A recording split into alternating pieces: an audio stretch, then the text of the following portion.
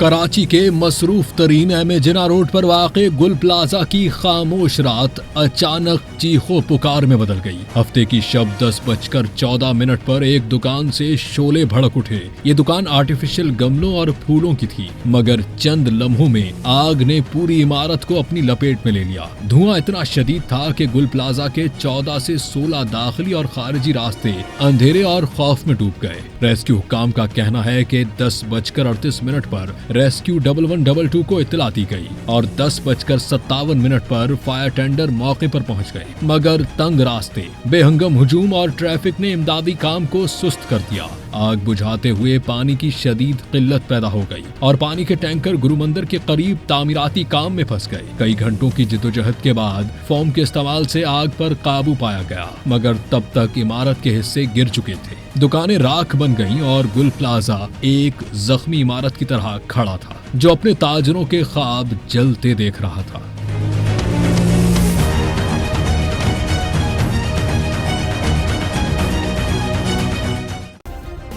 Subscribe करें और bell दबाएं ताकि कोई खबर रह न जाए।